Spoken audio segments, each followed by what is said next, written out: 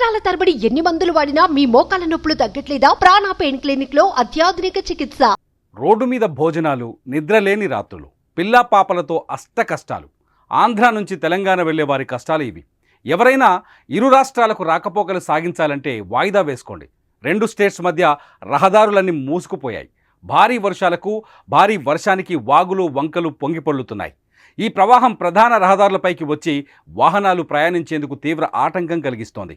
దీనికి తోడు పలుచోట్ల వరద ప్రవాహానికి రహదారులు దెబ్బతిన్నాయి. దీంతో ఎక్కడికక్కడ వాహనాలు నిలిచిపోతున్నాయి. తెలంగాణ నుంచి ఇటు ఆంధ్రప్రదేశ్తో పాటు అటు మహారాష్ట్ర, కర్ణాటక రాష్ట్రాలకు కూడా రాకపోకలు పూర్తిగా నిలిచిపోయాయి. కోదాడ మండలం రామాపురం క్రాస్ రోడ్ వద్ద పాలేరు బ్యాక్ వాటర్ జాతీయ రహదారి 65 పైకి చేరడంతో తెలంగాణ, ఆంధ్రప్రదేశ్ రాష్ట్రాలకు రాకపోకలు నిలిచిపోయాయి.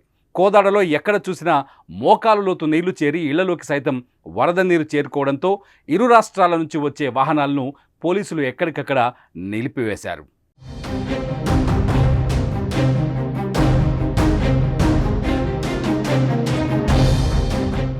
పాలేరు బ్రిడ్జి తెగిపోయి సూర్యాపేట చుట్టుపక్కల ప్రాంతాలకు వరద నీరు పోటెత్తింది.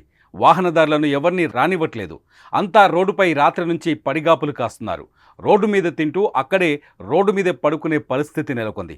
బస్సులు, కార్లు, లారీలు ఎక్కడికక్కడే ఆగిపోయాయి.